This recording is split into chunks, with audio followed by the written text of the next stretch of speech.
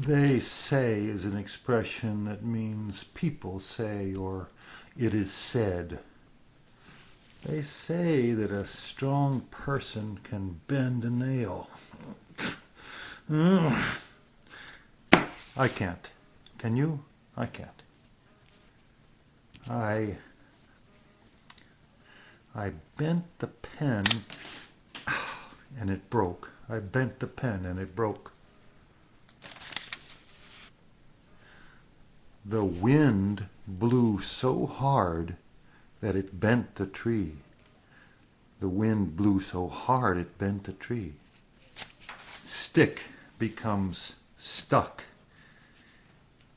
in the past participle.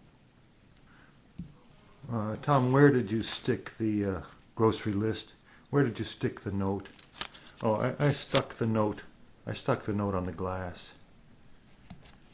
The door was stuck shut. I couldn't open it. I don't know why it was stuck. It was stuck shut. After it snowed, the car was stuck in the driveway. I couldn't get it out. The car was stuck in the driveway. The verb lay is similar to put. Okay, it's your turn. You lay 2 cards on the table. Face up or face down? Face down. Okay, now lay 3 more cards on the table face up. Okay, 1, 2, 3. The past of lay is laid. I laid 3 cards on the table. Past participle is also laid. The cards were laid on the table.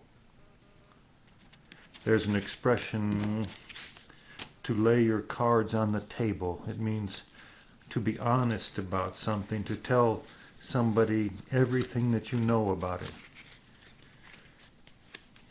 Tom, did you really remember Caitlin's birthday? Okay, I'm gonna lay my cards. I'm gonna lay my cards on the table.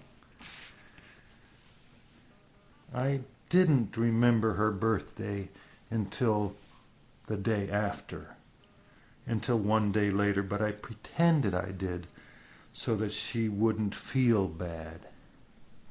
Okay? All right, I laid all my cards on the table. Do becomes did in the past and done for the past participle. Tom, what do I need to do to speak good English? To speak good English, what do I need to do? Well, did you study all the lessons in Hugosite? Yes, I think I've done them all. Are you sure you've done all the lessons? Well, okay, Tom. I'll lay my cards on the table. The truth is, I might have skipped a few lessons. Skipped means you jumped over. You jumped over a lesson or something because you didn't think it was important. You didn't think it was very important. Maybe I skipped a lesson or 2. Well, I have some good news. If you have gotten this far in Hugosite, the expression gotten this far, I can explain that. Let's say I tried to walk all the way to Boston. I tried to walk to Boston, but I couldn't. I got tired. You could ask me, Tom, how far did you get? Which means, what distance did you walk? Tom, how far did you get? So, if you have gotten this far in Hugosite, you know a lot of English. And now you know almost every irregular verb. Almost every irregular verb. I'm sorry that it was a little boring, a little tedious, but my congratulations. Remember, it is usually difficult, very hard to use the past participle when you're speaking. when you first learn English. It's very hard to use the past participle. But you need to recognize the past participle. You need to understand it when you see it or hear it. But you do need to know the simple past. I learned English. Tom taught me. It was kind of fun. I learned English. Tom taught me. It was kind of fun. That's all simple past.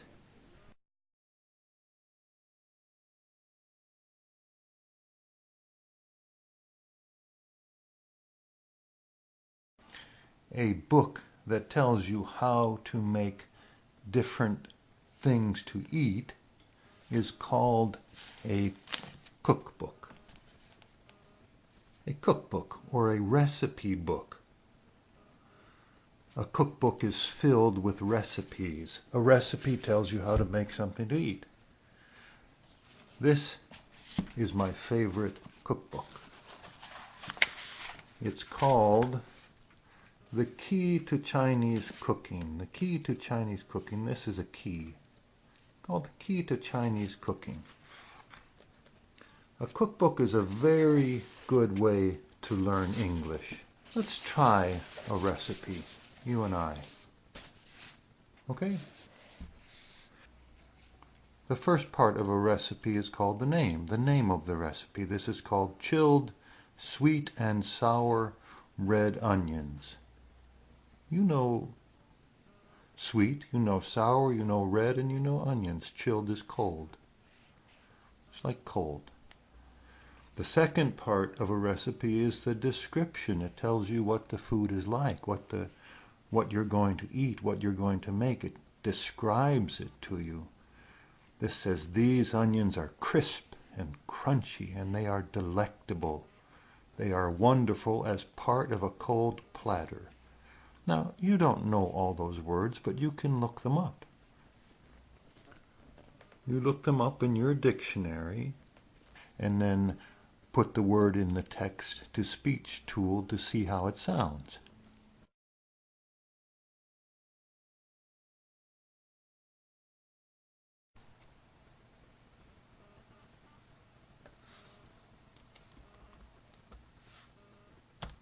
Google Gadget. Text-to-speech tool. Google Gadget. Text-to-speech tool. Apple free.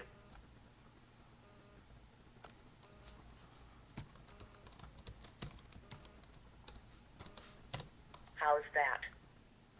The third part of a recipe is called the ingredients. The ingredients are the things you need to put in the dish.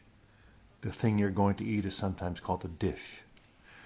These are the things you put in the dish and that you'll need to put in order to make the food. The word sauce means a liquid like water, different kinds of liquids that have a taste, have different tastes. It's called a sauce.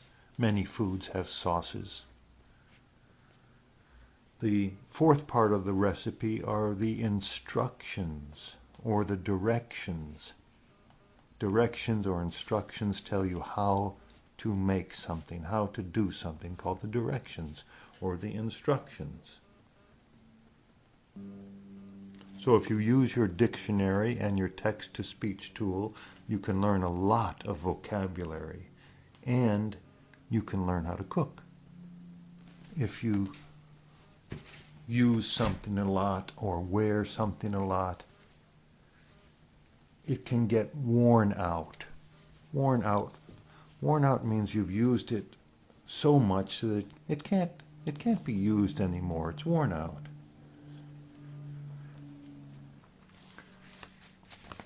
This is the same cookbook.